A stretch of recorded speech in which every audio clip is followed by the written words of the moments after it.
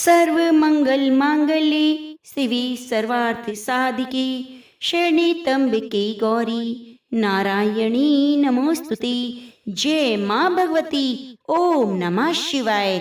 माता रानी की सभी भक्तों को चैत्र नवरात्रि की ढेर सारी शुभकामनाएं। माता रानी आप सभी की मनोकामनाएं पूरी करें। प्रिय भक्तजनों, नवरात्रि के पवित्र दिनों में दुर्गा सप्तशती का पाठ सुनने से पढ़ने से माता रानी की असीम कृपा प्राप्त होती है। तो प्रिय भक्तजनों, आज से आप नित्य प्रति दुर्गा सप्तशती पाठ का श्रवण करेंगे। दुर्गा सप्तशती पाठ का श्रवण करने का नियम है, सबसे पहले दुर्गा कवच, अर्गला स्तोत्र, कीलकाम और उसके बाद दुर्गा सप्तशती का पाठ किया जाता है। तो हम इसी नित्य कर्म में सबसे पहले सुनते हैं माता रानी का दुर्गा कवच। आप सभी भक्त कथा को बड़े ध्यान पूर्वक मन लगाकर सुनिए और कथा सुनते हुए कमेंट बॉक्स में जय माँ भगवती जरूर लिखिए। ओम चंडिका देवी को नमस्कार है। मार्कंडेय जी ने कहा, पितामह जो इस संसार में परम गोपनीय और मनुष्यों की सब प्रकार से रक्षा करने वाला है और जो अब तक आपने दूसरे किसी के सामने प्रकट नहीं किया हो, ऐसा कोई मुझे साधन बताइए। ब्रह्मा जी बोले, ब्राह्मण ऐसा साधन तो एक देवी का कवच ही है जो गोपनीय से भी परम गोपनीय, पवित्र और संपूर्ण प्राणियों का उपकार करने वाला है। महामुने उसे श्रवण करो।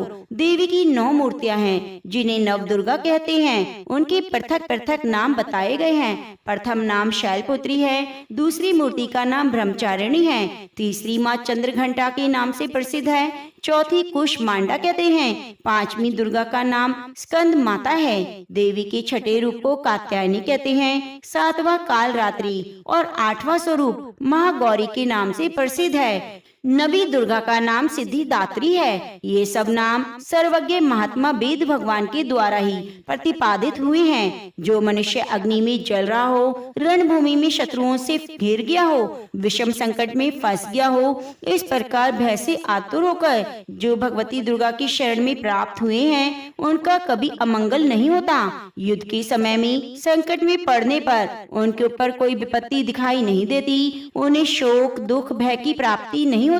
जिन्होंने भक्ति पूर्वक देवी का स्मरण किया है, उनका निश्चय ही अबुद्धय होता है। देवेश्वरी जो तुम्हारा चिंतन करते हैं, उनकी तुम निसंदेह रक्षा करती हो। चामुंडा देवी प्रेत पर आरूढ़ होती है, वराही भैंसे पर सवारी करती है, ऐन्द्री का वाहन ऐरावत हाथी है, वैष्णवी देवी गरुड़ पर आसन जमाती है, महेश्वरी वृषभ पर आरूढ़ होती है, कौमारी का वाहन मयूर है, भगवान विष्णु की प्रियतमा लक्ष्मी देवी कमल के आसन पर विराजमान है, हाथों में कमल धारण किए हैं। वृषभ पर आरूढ़ ईश्वरी देवी ने श्वेत रूप धारण कर रखा है। ब्रह्मई देवी हंस पर बैठी हुई है और सब प्रकार से आभूषणों से विभूषित हैं। इस प्रकार ये सभी माताएं सब प्रकार की योग शक्तियों से संपन्न हैं। इनके सिवा और भी बहुत सी देवियां हैं जो अनेक प्रकार के आभूषणों की शोभा से युक्त और नाना प्रकार के रत्नों से सुशोभित हैं। ये संपूर्ण देवियां क्रोध में भरी हुई हैं और भक्तों की रक्षा के लिए रथ पर बैठी दिखाई देती हैं। ये शंख चक्र गदा शक्ति हल मूषल खेटक तोमर परशु पाश कुंत और त्रिशूल और उत्तम शांग धनुष आदि अस्त्र शस्त्र अपने हाथों में धारण करती हैं। दैत्यों के शरीर का नाश करना, भक्तों को अभय दान देना, देवताओं का कल्याण करना, यही उनके शस्त्र धारण करने का उद्देश्य है। महान रौद्र रूप, अत्यंत घोर पराक्रम, महाबल और महा उत्साह वाली देवी, तुम महान भय का नाश करने वाली हो। तुम्हें नमस्कार है। तुम्हारी ओर देखना भी कठिन है। शत्रु का भय बढ़ाने वाली जगदम्बिके मेरी रक्षा करो। पूर्व दिशा में इंद्र शक्ति मेरी रक्षा करें। अग्नि कोण में अग्नि शक्ति, दक्षिण दिशा में वाराही, नैऋत्य कोण में खड़ग धारिणी मेरी रक्षा करें। पश्चिम दिशा में वारुणी, वायव्य कोण में मृग पर सवारी करने वाली देवी मेरी उत्तर दिशा में कौमारी और ईशान कोण में शूल धारणी देवी रक्षा करें। हे ब्राह्मणी, तुम ऊपर की ओर से मेरी रक्षा करो। वैष्णवी देवी नीचे की ओर से मेरी रक्षा करे। इस प्रकार शव को अपना वाहन बनाने वाली चामुंडा देवी दसों दिशाओं में मेरी रक्षा करे। जया आगे से, विजया पीछे की ओर से मेरी रक्षा करे। वाम भाग में अजिता, दक्षिण भाग में अपराजिता रक्षा करे। उद्योतनी शिखा की रक्षा करे। उमा मेरी मस्तक पर विराजमान होकर रक्षा करे। ललाट में मालाधारी रक्षा करे। यशस्विनी देवी मेरी बाहों का संरक्षण करे। बाहों के मध्य भाग में त्रिनेत्रा, नथुनों की यम घंटा देवी रक्षा करे। दोनों नेत्रों के मध्य भाग में शांखिनी और कानों में द्वार वासनी रक्षा करे। कालिका देवी कपोलों की, भगवती शांकरी कानों की मूल भाग की रक्षा करे। नासिका में सुगंधा और ऊपर के ओठ में चर्चिका देवी रक्षा करे। नीचे के ओठ में अमृत कला और जिह्वा में सरस्वती देवी रक्षा करे। कौमारी दांतों की, चंडिका कंठ प्रदेश की रक्षा करे। चित्र घंटा गले की, घाटी की और महामाया तालु में रहकर रक्षा करे। कामाक्षी थोड़ी की और सर्वमंगला मेरी वाणी की रक्षा करे। भद्रकाली ग्रीवा में धनुर्धारी पृष्ठ वंश में रहकर रक्षा करे। कंठ के बाहरी भाग में नील ग्रीवा और कंठ की नली में नल कुबरी रक्षा करे। दोनों कंधों में खड़गनी और मेरी दोनों भुजाओं की वज्रधारिणी रक्षा करे। दोनों हाथों में दंडनी और अंगुलियों में अंबिका रक्षा करे। सूलेश्वरी नखों की रक्षा करे। कुलेश्वरी पेट की रक्षा करे। महादेवी दोनों स्तनों की, शोक विनाशिनी देवी मन की रक्षा करे। ललिता देवी हृदय में शूल धारिणी उदर में रहकर रक्षा करे। नाभि में कामिनी, गुहा भाग में गुहेश्वरी रक्षा करे। पूतना और कामिका लिंग की और महिषवादिनी गुदा की रक्षा करे। भगवती कटी भाग में विंध्यवासिनी घुटनों की रक्षा करे। संपूर्ण कामनाओं को देने वाली महाबला देवी दोनों पिंडलियों की रक्षा करे। नारसिंगी दोनों घुटियों की और तेजसी देवी दोनों चरणों के पृष्ठ भाग की रक्षा करे। श्री देवी पैरों की उंगलियों में, तल वासनी पैरों की तलुओं में रहकर रक्षा करे। अपनी डाढ़ों के कारण भयंकर दिखाई देने वाली दृढ़ कालिका देवी नखों की, ऊर्ध्वकेशनी देवी केशों की रक्षा करे। रोमावलियों की छिद्रों में कौवेरी और त्वचा की बागेश्वरी देवी रक्षा करे। पार्वती देवी रक्त, मज्जा, बसा, मांस, हड्डी और मेदू की रक्षा करे। आंतों की कालरात्रि और पित्त की मुक्तेश्वरी रक्षा करे। मूलाधार आदि कमल कोशों में पद्मावती देवी और कफ में चूड़ामणि देवी स्थित होकर रक्षा करे। नख के तेज की ज्वालामुखी रक्षा करे, जिसका किसी भी अस्त्र से भेदन नहीं हो सकता। वह अवेद्या देवी शरीर की समस्त संधियों में रहकर रक्षा करे। ब्राह्मणी आप मेरे वीर की रक्षा करे। छत्रेश्वरी छाया की धर्म धारिणी देवी मेरे अहंकार, मन और बुद्धि की रक्षा करे। हाथों में वज्र धारण करने वाली वज्रहस्ता देवी मेरे प्राण, अपान, व्यान, उदान और समान वायु की रक्षा करे। कल्याण से सुशोभित होने वाली भगवती कल्याण शोभना मेरी प्राणों की रक्षा करे। रस, रूप, गंध, स्पर्श और शब्द इन विषयों का अनुभव करते समय योगिनी देवी रक्षा करे। सत्व गुण, रजोगुण और तमोगुण की रक्षा सदा नारायणी देवी करे। 12 ही आयु की रक्षा करे। वैष्णवी धर्म की रक्षा करे। चक्रणी चक्र धारण करने वाली देवी यश, कीर्ति, लक्ष्मी और धन की, विद्या की रक्षा करे। इंद्राणी आप मेरे गोत्र की रक्षा करें। चंडिके तुम मेरे पशुओं की रक्षा करो। महालक्ष्मी पुत्रों की रक्षा करे। भैरवी पत्नी की रक्षा करे। मेरे पथ की सुपता और मार्ग की क्षेम करी रक्षा करे। राजा के दरबार में महालक्ष्मी रक्षा करे।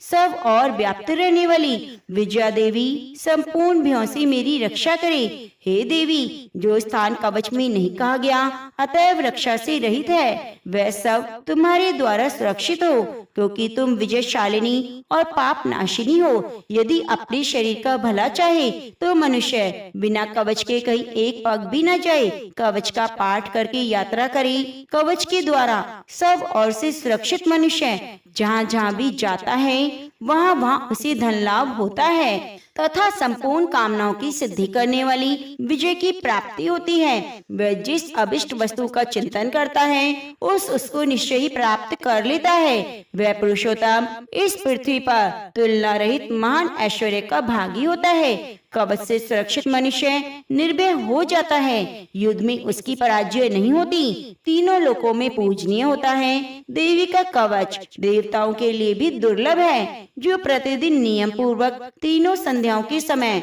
श्रद्धा के साथ इसका पाठ करता है उसे देवी कला प्राप्त होती है और वह तीनों लोकों में कहीं भी पराजित नहीं होता। इतना ही नहीं, वह अपमृत्यु से रहित हो 100 से भी अधिक वर्षों तक जीवित रहता है। मकड़ी, चेचक, कोढ़ आदि संपूर्ण व्याधियां नष्ट हो जाती हैं। कनीर, भांग, अफीम, धतूरे आदि का स्थावर वेश, सांप, बिच्छू आदि के काटने से चढ़ा हुआ जंगम वेश, फेन और तेल के संयोग आदि से बनने वाला कृत्रिम वेश, ये सभी प्रकार से दूर हो जाते हैं। उनका कोई असर नहीं होता। इस पृथ्वी पर मारन, मोहन आदि जितने अभिचारिक प्रयोग होते हैं और इस प्रकार के जितने मंत्र यंत्र होते हैं वे सिर्फ इस कवच को हृदय में धारण करने पर उस मनुष्य को देखते ही नष्ट हो जाते हैं। यही नहीं, पृथ्वी पर विचरने वाला ग्राम देवता, आकाशचारी देव विशेष, जल के संबंध से प्रकट होने वाले गण, उपदेश मात्र से सिद्ध होने वाले निम्न कोटि के देवता, अपने जन्म के साथ प्रकट होने वाले देवता, कुल देवता, कंठमाला आदि, डाकनी, शाकिनी, अंतरिक्ष में विचरने वाली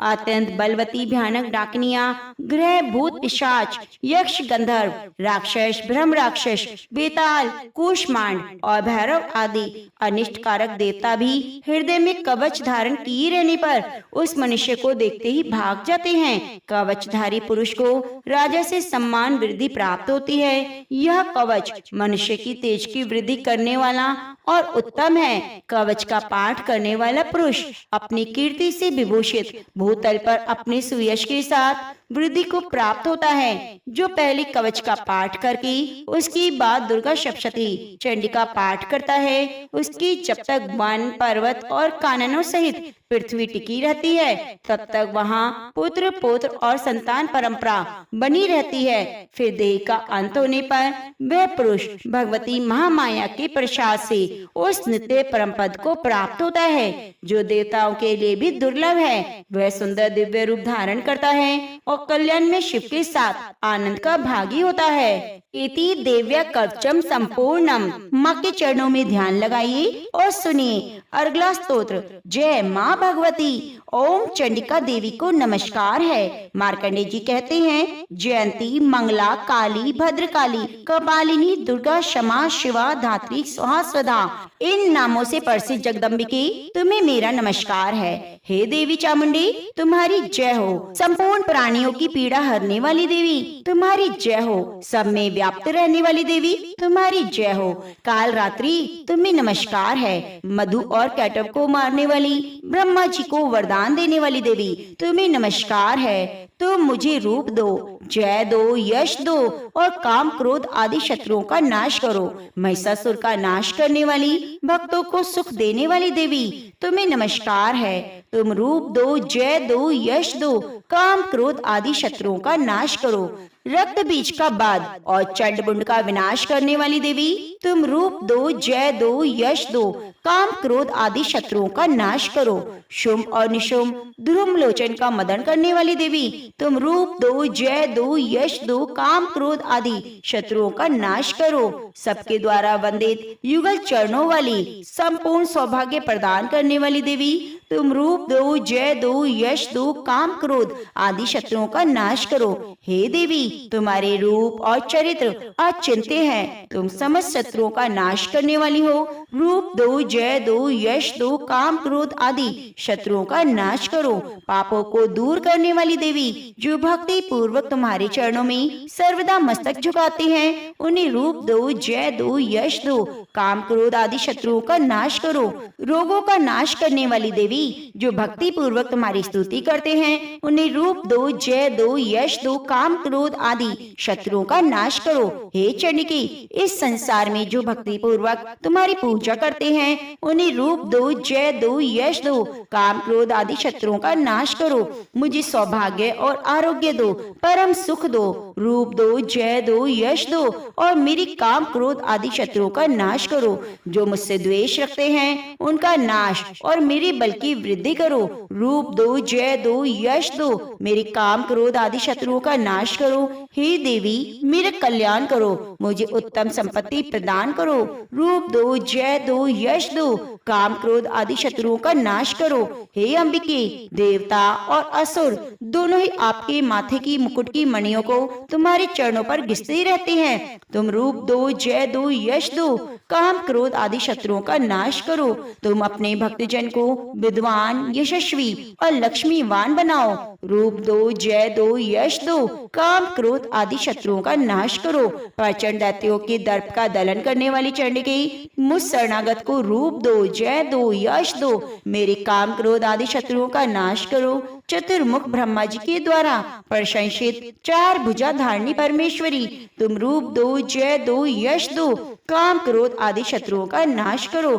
हे देवी अंबिके, भगवान विष्णु नित्य निरंतर भक्ति पूर्वक तुम्हारी स्तुति करते हैं। तुम रूप दो, जय दो, यश दो, काम क्रोध आदि शत्रुओं का नाश करो। हिमाचल कन्या पार्वती के पति महादेव जी के द्वारा प्रशंसित होने वाली परमेश्वरी, तुम रूप दो, जय दो, यश दो, काम क्रोध आदि शत्रुओं का नाश करो। सचिपति इंद्र के द्वारा साष्टांग से पूजित होने वाली परमेश्वरी, तुम रूप दो, जय दो, यश दो, काम क्रोध आदि शत्रुओं का नाश करो। प्रचंड भुज डंडों वाले दैत्यों का घमंड चूर करने वाली देवी, तुम रूप दो, जय दो, यश दो, काम क्रोध आदि शत्रुओं का नाश करो। देवी अंबिके, तुम अपने भक्तजनों को सदा असीम आनंद प्रदान करने वाली रहती हो। मुझे रूप दो, जय दो, यश दो, मेरे काम क्रोध आदि शत्रुओं का नाश करो। मन की इच्छा के अनुसार चलने वाली मनोहर पत्नी प्रदान करो, जो दुर्गम संसार सागर से तारने वाली और उत्तम कुल में उत्पन्न हुई हो। जो मनुष्य इस स्तोत्र का पाठ करके सप्तशती रूपी माँ स्तोत्र का पाठ करता है, वह सप्तशती की जप संख्या से मिलने वाली श्रेष्ठ फल को प्राप्त करता है, साथ ही वह प्रचुर संपत्ति भी प्राप्त कर लेता है। इति दिव्य अर्गला स्तोत्रम संपूर्णम। जय माँ भगवती, जय माँ भवानी। प्रिय भक्तों, कमेंट बॉक्स में एक बार माता रानी की जय जरूर लिखिए और चैनल को सब्सक्राइब करके बगल में बनी घंटी को दबा लीजिए, जिससे आप नित्य प्रति की कथाओं को जरूर जरूर सुन सके। अपना सहयोग बनाए रखिएगा। कीलक स्तोत्र। ओम चंडिका देवी को नमस्कार है। मार्कंडेय जी कहते हैं, विशुद्ध ज्ञान ही जिनका शरीर है, तीनों वेदी जिनके तीन दिव्य नेत्र हैं, जो कल्याण प्राप्ति के हेतु हैं और अपने मस्तक पर अर्ध चंद्र का मुकुट धारण करते हैं, उन भगवान शिव को नमस्कार है। मंत्रों का जो अभिकीलक है, मंत्रों की सिद्धि में विघ्न उपस्थित करने वाला, शाप रूपी कीलक का जो निवारण करने वाला है, उस सप्तशती स्तोत्र को संपूर्ण रूप से जानना चाहिए। यद्यपि सप्तशती के अतिरिक्त अन्य मंत्रों के जप में भी जो निरंतर लगा रहता है, वह भी कल्याण का भागी होता है। उसके भी उच्चाटन आदि कर्म सिद्ध होते हैं, उसे भी समस्त दुर्लभ वस्तुओं की प्राप्ति हो जाती है। तथापि जो अन्य मंत्रों का जप न करके केवल सप्तशती नामक स्तोत्र से ही देवी की स्तुति करते हैं, उन स्तुति मात्र से सच्चिदानंद स्वरूपनी देवी सिद्ध हो जाती है। उन्हें अपने कार्य की सिद्धि के लिए मंत्र, औषधि, अन्य किसी साधन के उपयोग की आवश्यकता नहीं होती। बिना जप के ही उनके उच्चाटन आदि समस्त अभिचार के कर्म सिद्ध हो जाते हैं। इतना ही नहीं, उनकी संपूर्ण अभिष्ट वस्तुएं भी सिद्ध होती हैं। लोगों के मन में शंका थी कि जब केवल सप्तशती की उपासना से अथवा सप्तशती को छोड़कर अन्य मंत्रों की उपासना से भी समान रूप से सभी कार्य सिद्ध होते हैं, तो इसमें श्रेष्ठ कौन सा साधन है? लोगों की शंका को सामने रखकर भगवान शंकर ने अपने पास आए हुए जिज्ञासुओं को समझाया कि सप्तशती नामक संपूर्ण स्तोत्र ही सर्वश्रेष्ठ और कल्याणमयी है। तदंतर भगवती चंडिका की सप्तशती नामक स्तोत्र को महादेव जी ने गुप्त कर दिया। सप्तशती के पाठ से जो पुण्य प्राप्त होता है, उसकी कभी समाप्ति नहीं होती, किंतु अन्य मंत्रों के जप जन्य पुण्य की समाप्ति हो जाती है। अतः भगवान शिव ने अन्य मंत्रों की अपेक्षा जो सप्तशती की ही श्रेष्ठता का निर्णय किया, उसे यथार्थ ही जानना चाहिए। अन्य मंत्रों का जप करने वाला पुरुष भी यदि सप्तशती के स्तोत्र और जप का अनुष्ठान कर ले तो वह भी पूर्ण रूप से कल्याण का भागी होता है, इसमें तनिक भी संदेह नहीं। जो साधक कृष्ण पक्षी चतुर्दशी अथवा अष्टमी को एकाग्र चित्त होकर भगवती की सेवा में अपना सर्व समर्पित करता है और फिर उसे प्रसाद रूप से ग्रहण करता है, उसी पर भगवती देवी प्रसन्न होती हैं, अन्यथा प्रसन्नता प्राप्त नहीं होती। इस प्रकार सद्य के प्रतिबंधक कीलक के द्वारा महादेव जी ने स्तोत्र को कीलित कर रखा है। जो पूर्वोक्त रीति से निष्कीलन करके सप्तशती स्तोत्र का प्रतिदिन स्पष्ट उच्चारण पूर्वक पाठ करता है, वह मनुष्य सिद्ध हो जाता है, वही देवी का पार्षद होता है, वही गंधर्व भी होता है। सर्वत्र विचरते रहने पर भी इस संसार में उसे कहीं भी भय दिखाई नहीं देता, वह अपमृत्यु के वश में नहीं पड़ता, देह त्यागने पर अनंतर मोक्ष को प्राप्त कर लेता है। अतः कीलन को जानकर उसका परिहार करके सप्तशती का पाठ करना चाहिए। विद्वान पुरुष इस निर्दोष स्तोत्र का ही पाठ आरंभ करते हैं। स्त्रियों में जो कुछ भी सौभाग्य दृष्टिगोचर होता है वह सब देवी के प्रसाद का फल है। अतः कल्याण में स्तोत्र का सदा जप करना चाहिए। इस स्तोत्र का मंद स्वर से पाठ करने पर सुलभ फल की प्राप्ति होती है और उच्च स्वर से पाठ करने पर पूर्ण फल की सिद्धि होती है। अतः उच्च स्वर से ही इसका पाठ आरंभ करना चाहिए। जिनके प्रसाद से ऐश्वर्य, सौभाग्य, आरोग्य, संपत्ति, शत्रुनाश और परम मोक्ष की सिद्धि होती है, उन कल्याणमयी जगदम्बा की स्तुति मनुष्य क्यों नहीं करते। जय माँ भगवती। प्रिय भक्तजनों, अब आइए सुनते हैं दुर्गा सप्तशती का प्रथम अध्याय। मेधा ऋषि राजा सुरत और समाधि को भगवती की महिमा बताते हुए मधुकैटभ वध का प्रसंग सुनाना।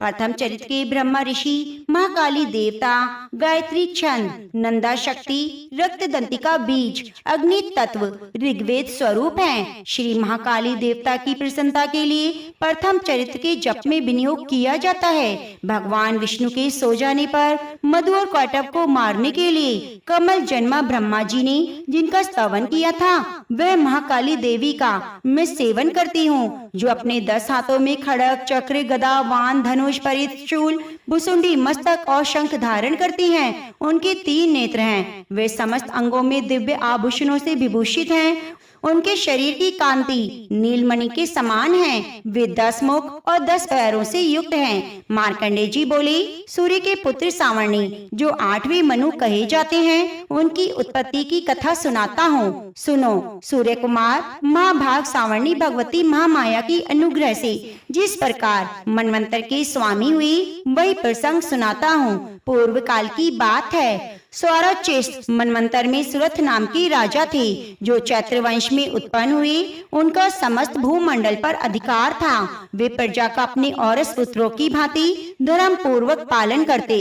तो भी उस समय कोला विध्वंसी नाम के क्षत्रिय उनके शत्रु हो गए। राजा सुरथ की दंड नीति बड़ी प्रबल थी। उनका शत्रुओं के साथ संग्राम हुआ।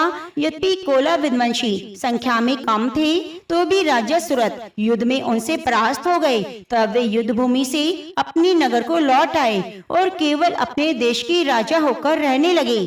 किंतु वहाँ भी उन प्रबल शत्रुओं ने उस समय महाभाग राजा सुरथ पर आक्रमण कर दिया। राजा का बल क्षीण हो चला, इसलिए उनके दुष्ट, बलवान एवं दुरात्मा मंत्रियों ने वहाँ उनकी राजधानी में भी राजकीय सेना और खजाने को हथिया लिया।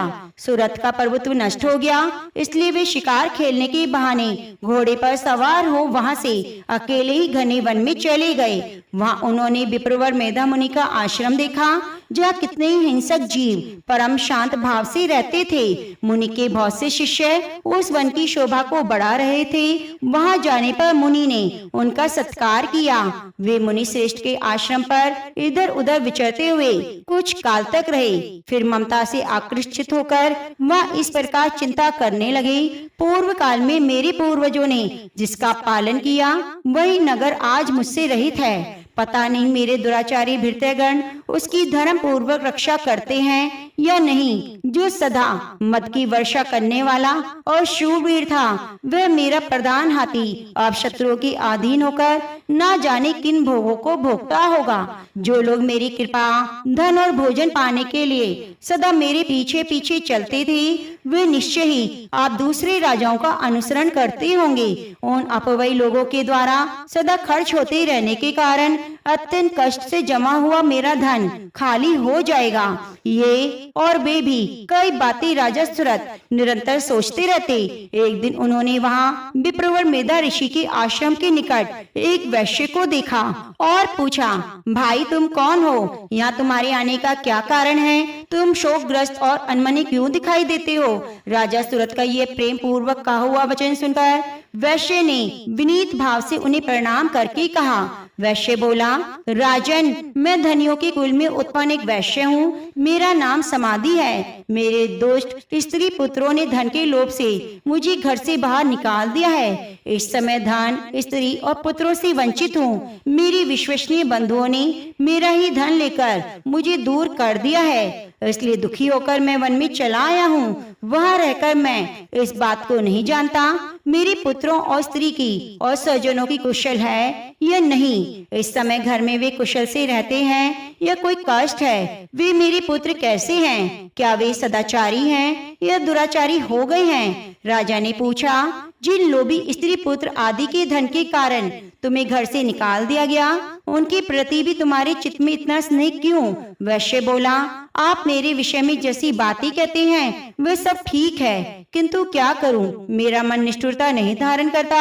जिन्होंने धन के लोभ में पड़कर पिता के प्रति प्रेम, स्नेह, पति के प्रति प्रेम, आत्मीय जन के प्रति अनुराग को तिलांजलि दे दी, मुझे घर से निकाल दिया, उन्हीं के प्रति मेरे हृदय में इतना स्नेह क्यों? महामते, गुणहीन बंधुओं के प्रति भी जो मेरा चित्त इतना प्रेम मग्न हो रहा है, यह क्या है? इस बात को जानकर भी मैं नहीं जान पाता।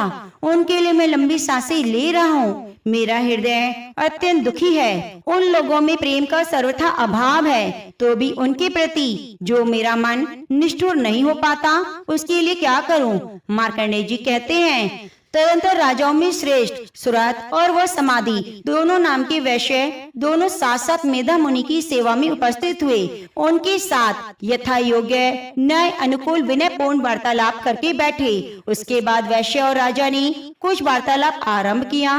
राजा ने कहा, भगवान, मैं आपसे एक बात पूछना चाहता हूँ, उसे बताइए। मेरा चित्त अपने अधीन न होने के कारण वह बात मेरे मन को बहुत दुख देती है। जो राज्य मेरे हाथ से चला गया, उसमें उसके संपूर्ण अंगों में मेरी ममता बनी है। मुनि श्रेष्ठ, ये जानते हुए भी कि अब वह मेरा नहीं है, अज्ञानी की भांति मुझे उसके लिए दुख होता है। यह क्या है? इधर वह वैश्य भी घर से अपमानित होकर आया है। इसके पुत्र स्त्री भृत्यों ने इसे छोड़ दिया, स्वजनों ने इसका परित्याग कर दिया, तो भी यह उनके प्रति अत्यंत हार्दिक स्नेह रखता है। इस प्रकार यह और मैं दोनों बहुत दुखी हैं। उनके प्रति दोष देखा गया है, उस विषय के लिए भी हमारे मन में ममता जनित आकर्षण पैदा हो रहा है। महाभाग, हम दोनों समझदार हैं, तो भी हमें जो मोह पैदा हुआ है, ये क्या है? विवेक शून्य पुरुष की भांति मुझ में और इसमें ये मूर्ता प्रत्यक्ष दिखाई देती है। ऋषि बोले, महाभाग,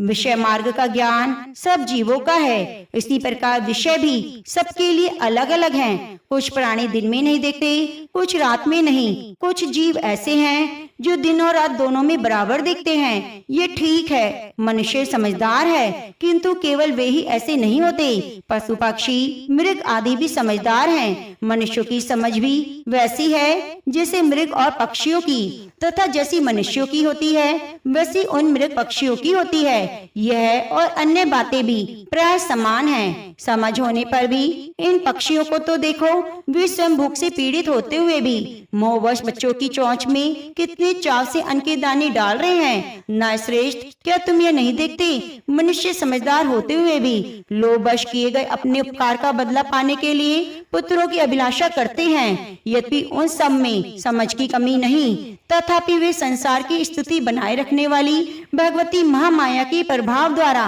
ममता में भंवर से युक्त मोह के गहरे गर्त में गिराए गए हैं, इसलिए इसमें आश्चर्य नहीं करना चाहिए। जगदीश्वर भगवान विष्णु की योग निद्रा स्वरूपा जो भगवती महामाया है, उन्हीं से ये जगत मोहित हो रहा है। भगवत जननी माँ माया देवी ज्ञानियों के भी चित्त को बलपूर्वक खींचकर मोह में डाल देती है। वे इस संपूर्ण चराचर जगत की सृष्टि करती है और वे ही प्रसन्न होकर मनुष्यों को मुक्ति का वरदान देती है। वे ही परा विद्या, संसार बंधन और मोक्ष की हेतु भूता सनातनी देवी संपूर्ण ईश्वरों की अधीश्वरी है। राजा ने पूछा, भगवान जिन्हें आप महामाया कहते हैं, वे देवी कौन हैं? ब्राह्मण, उनका आविर्भाव कैसे हुआ?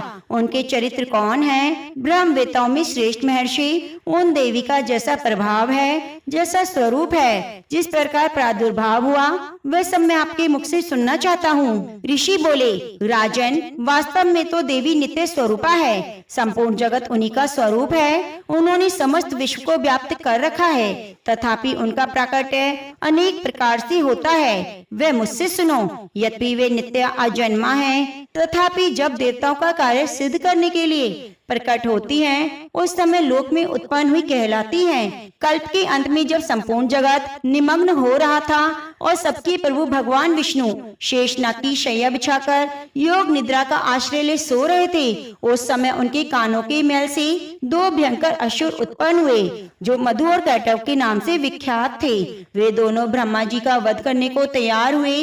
भगवान विष्णु के नाभि कमल में विराजमान प्रजापति ब्रह्मा जी ने जब उन दोनों को भयानक असुरों को अपने पास आया भगवान को सोया हुआ देखा, तब एकाग्र चित होकर उन्होंने भगवान विष्णु को जगाने के लिए उनकी नेत्रों में निवास करने वाली योग निद्रा का स्तवन आरंभ किया, जो इस विश्व की अधीश्वरी, जगत को धारण करने वाली, संसार का पालन और संहार करने वाली तेज स्वरूप भगवान विष्णु की अनुपम शक्ति है। उन्हीं भगवती निद्रा देवी की भगवान ब्रह्मा स्तुति करने लगे। ब्रह्मा जी कहते हैं, देवी तुम्ही स्वाहा, तुम्ही स्वधा, तुम्ही वष्टकार हो। स्वर भी तुम्हारी स्वरूप है। तुम्ही जीवन दायिनी शुदा हो। नित्य अक्षर, प्रणम्यकार, उकार, मकार, इन तीन मात्राओं के रूप में तुम्ही स्थित हो। इन तीन मात्राओं के अतिरिक्त जो बिंदु रूपा नित्य अर्ध मात्रा है, जिसका विशेष रूप से उच्चारण नहीं किया जा सकता, वह भी तुम्ही हो। देवी तुम्ही संध्या, सावित्री, परम जननी हो।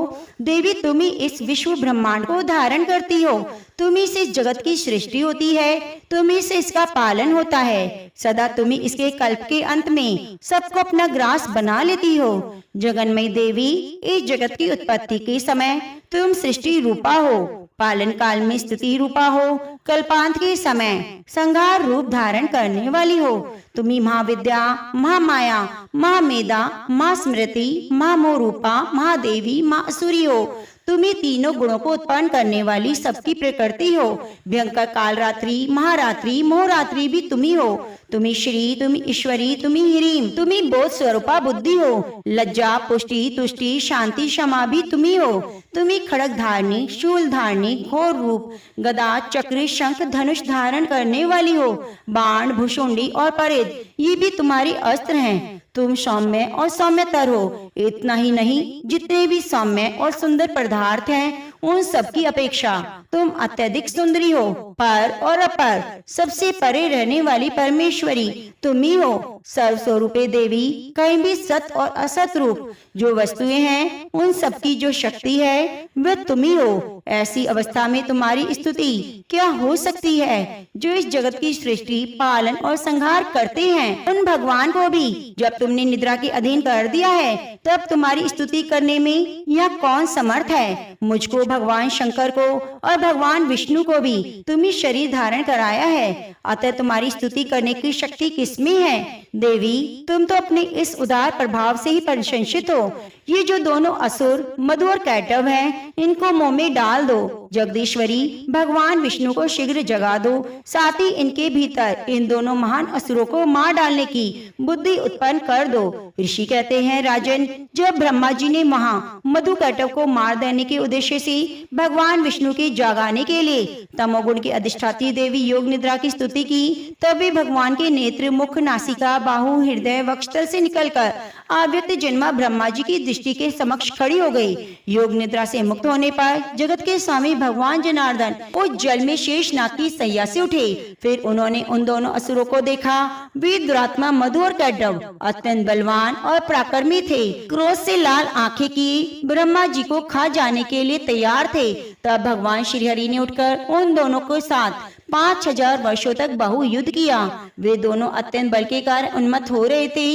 इधर महामाया ने भी उन्हें मोह में डाल रखा था। इसलिए वे भगवान विष्णु से कहने लगे, हम तुम्हारी वीरता से संतुष्ट हैं, कोई वर मांगो। भगवान विष्णु बोले, यदि मुझ पर प्रसन्न हो तो मेरे हाथ से मारे जाओ। बस इतना सा मैंने वर मांगा, वहाँ किसी वर से क्या लेना था। ऋषि कहते हैं, इस प्रकार धोखे में आ जाने पर जब उन्होंने संपूर्ण जगत में जल ही जल देखा, तब कमल नयन भगवान ने कहा, जहाँ पृथ्वी जल में डूबी ना हो, जहाँ सूखा स्थान हो, वही हमारा वध करो। ऋषि कहते हैं, तब तथास्तु कहकर शंख चक्र गदा धारण करने वाली भगवान ने उन दोनों की मस्तक पर अपनी जांघ पर रखकर चक्र से काट डाली। इस प्रकार देवी महामाया ब्रह्मा जी की स्तुति करने पर स्वयं प्रकट हुई थी। अब पुनः तुमसे उनके प्रभाव का वर्णन करता हूँ, सुनो, प्रेम से बोलिए, जगत जननी माँ भवानी की जय। प्रिय भक्तजनों, द्वितीय अध्याय का रसपान करेंगे हम चैत्र मास के द्वितीय महात्म्य की कथा में। श्रवण के बाद सुनिए सिद्धि कुंजिका स्तोत्र। शिव जी बोले, देवी सुनो, मैं उत्तम कुंजिका स्तोत्र का उपदेश करूंगा, जिस मंत्र के प्रभाव से देवी का जप सफल होता है। कवच, अर्गला, कीलक, रहस्य, सूक्त, ध्यान, न्यास, यहाँ तक कि अर्चन भी आवश्यक नहीं। केवल कुंजिका के पाठ से दुर्गा पाठ का फल प्राप्त हो जाता है। अत्यंत गुप्त और देवों के लिए भी दुर्लभ है। हे पार्वती, इसे स्वयोनि की भांति प्रयत्न पूर्वक गुप्त रखना चाहिए। यह उत्तम कुंजिका स्तोत्र केवल पाठ के द्वारा मारण, मोहन, वशीकरण, स्तंभन, उच्चाटन आदि उद्देश्यों को सिद्ध करता है। ओम ऐं ह्रीं क्लीं चामुंडाय विच्चे। ओम ग्लौम हूं क्लीं जूं सह ज्वालाय ज्वालाय। ज्वल ज्वल प्रज्वल प्रज्वल। ऐं ह्रीं क्लीं चामुंडाय विच्चे। ज्वल हम शम नम फट स्वाहा।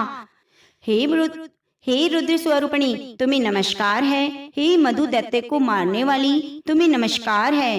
कैटव विनाशिनी को नमस्कार है। महिषासुर को मारने वाली देवी, तुम्हें नमस्कार है। शुंभ का हनन करने वाली, निशुंभ को मारने वाली, तुम्हें नमस्कार है। हे महादेवी, मेरे जप को जागृत और सिद्ध करो।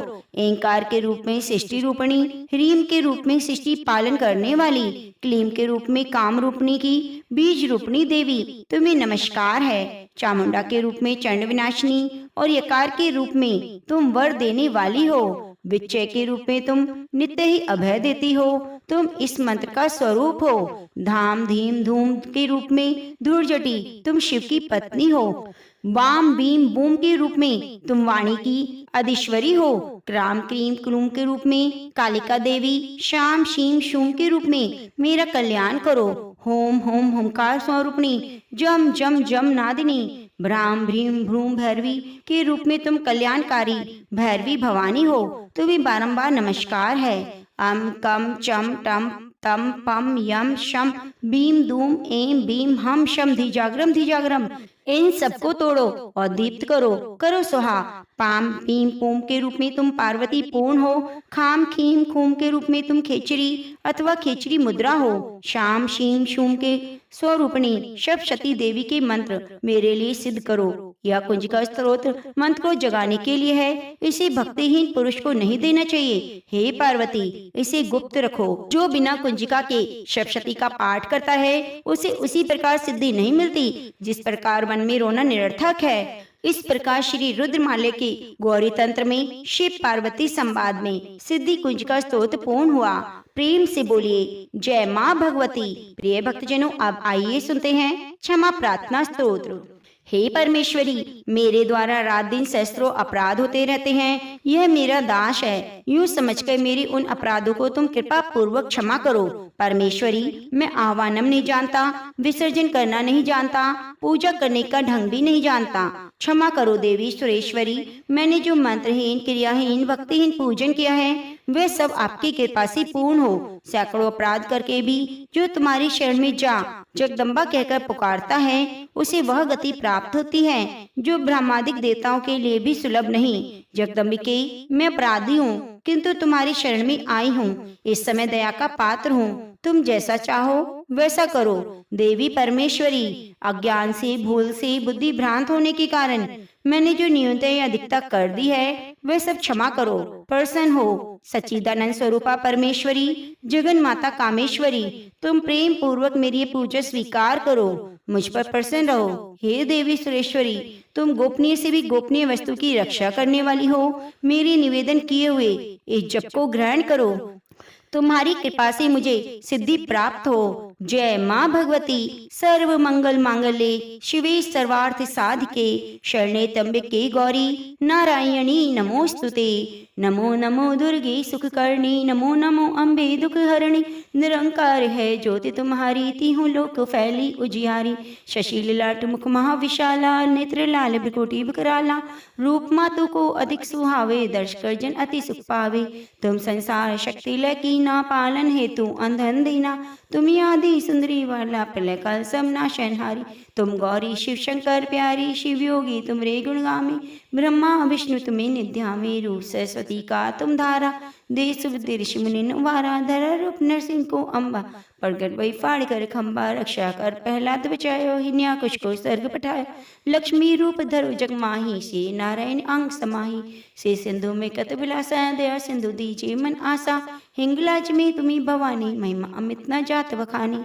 मातंगी धूमावती माता, भुवनेश्वरी बगला शुक्ताता। श्री भैरव तारा जगतारणी, छिन्भाल दुख निवारणी। कैरी बहा सो भवानी, लांगो बेचल तगवानी। कर में खप्पर खड़क राजे, जाको देख काल डरवाजे। सोई अस्त ओत शूला, जाते उठ शत्रु है शूला। नगर कोट में तुम्हें विराजती हूँ, लोक में डंका बाजा। शुंभ निशुंभ दानव तुम्हारे, रक्त भी शंख सहारे। महिषासुर अपने प्रति बलवानी, जय अगवार मही अकुलानी। रूप कर काली का धारा, से तुम ती संसारा। पड़ी भीड़ संतम जब जब भैसाए, मातु तुम तब अमर परिभाषा लोका। तब महिमा सब रहे अशोका। ज्वाला में है ज्योति तुम्हारी, तुम्हें सदा पूजे नर नारी। प्रेम भक्ति से जो जस गावे, दुख दय निकट नहीं आवे। ध्यावे तुम्हें जो निर्मल लाई, जन्म मरता को छूटी जाए। जोगी सुरमणि कहत न पुकारी, योग न हो बिन शक्ति तुम्हारी। शंकर आचे तब कीनो, काम करो सब जीती लीनो। निदिन ध्यान धरो शंकर को, कहो काल नहीं सुमरो तुम कहो। शक्ति रूप को मरम न पायो, शक्ति गई तब मन पछताया। शरणागत हुई कीर्त बखानी, जय जय जय जगदम भवानी। भय प्रसन्न आदि जगदम्बा, दई शक्ति ने कीन विलंबा। मोको मात कष्ट अति घेरो, तुम बिन कौन हरे दुख मीरो। आशा तृष्णा निपट सतापे, रूपक मोहि अति डर पावे। शत्रु नाश कीजिए महारानी, समरेख तुम्हें भवानी। करो कृपा ही माँ दयाला, हृदय से दे दे करो निहाला। जब लगी जो दया फल पाओ, तुम जस मैं सदा सुनाऊं। दुर्गा चालीसा जो कोई गावे, सब सुख भोग परम पद पावे। देवी दास शरण्य जानी, करो कृपा मोपि जगदम्ब भवानी। बोलो जगदम्बे मैया की।